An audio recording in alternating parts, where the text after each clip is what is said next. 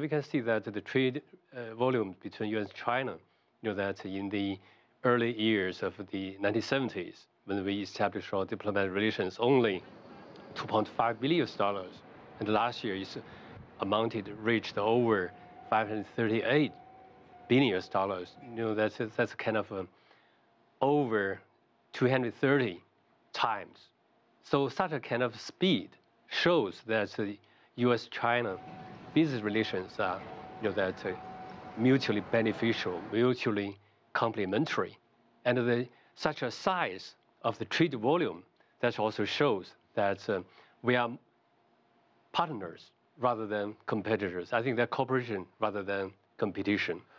So what do Chinese companies in particular want to see happen now to maintain that kind of relationship and stop this from becoming an adversarial relationship? For the Chinese business communities, such as the China Chamber of International Commerce, they also did a kind of survey or research with the members of the Chinese companies. That the current trade tension between U.S. and China, that also has some impacts, not only on the Chinese side, Chinese company, also for the American side. For the Chinese company, they have noticed that there's a trend of that some of the contracts may be delayed, or some of the fulfillment of those agreements probably will be destroyed. So that's the case. That's the trend that we do not hope that it will cause. And is it concerned that it could spread beyond just the United States and China into other economies?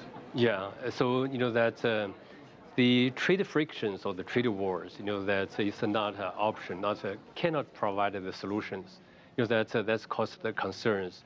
Probably will not only impact on the U.S. consumers or Chinese consumers or U.S. industries or Chinese industries, as well as the manufacturers. Because that's a global economy, the supply chains, the industrial chains probably will be impacted. And be it pharmaceuticals, electronic goods, clothing, whatever it is, ultimately it's consumers who end up suffering from these kind of trade wars, isn't it? Yeah, that's right. Yeah, so that many of the business associations of the U.S. Chamber of Commerce, that they strongly, calls on, that the trade war or the trade friction will impact on the consumers.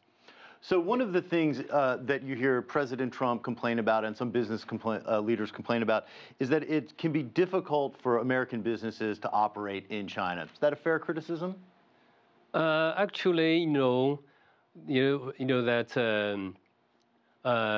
according to a kind of a survey or report by the China Council for the Promotion of International Trade, that they have done the research in the regards of the business environment, investment, as well as the administrations, as well for labor.